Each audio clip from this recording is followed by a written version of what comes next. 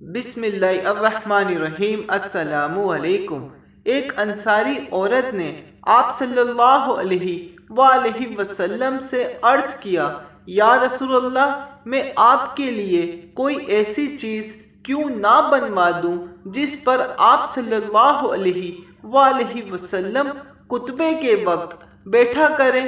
اس انصاری عورت نے آپ صلی اللہ علیہ وآلہ وسلم سے اس لیے عرض کیا کیونکہ آپ کے پاس بیٹھنے کے لیے کوئی ممبر میسر نہیں تھا، اور آپ ایک کھجور کے تنے یا لکڑی سے ٹیک لگا کر کھڑے ہوتے تھے اور لوگوں کو خطبہ دیا کرتے تھے۔ اور ساتھ ہی اس انصاری عورت نے بنوانے کی وجہ بھی بتائی کہ میرے پاس ایک غلام ہے جو یہ بنانا جانتا ہے۔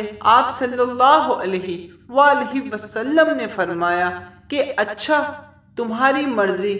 راوی نے بیان کیا کہ پھر جب ممبر آپ صلی اللہ علیہ وآلہ وسلم کے لیے اس نے تیار کر لیا تو جمعے کے دن جب نبی کریم صلی اللہ علیہ وآلہ وسلم اس ممبر پر بیٹھے تو اس کھجور کی لکڑی سے رونے کی آواز آنے لگی، جس پر ٹیک دے کر آپ صلی اللہ علیہ وآلہ وسلم پہلے خطبہ دیا کرتے تھے۔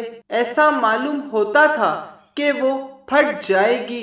یہ دیکھ کر نبی کریم صلی اللہ علیہ وآلہ وسلم ممبر پر سے اترے اور اسے پکڑ کر اپنے سینے سے لگا لیا۔ اس وقت بھی وہ لکڑی اس چھوٹے بچے کی طرح سسکیاں بھر رہی تھی جسے چپ کرانے کی کوشش کی جاتی ہے۔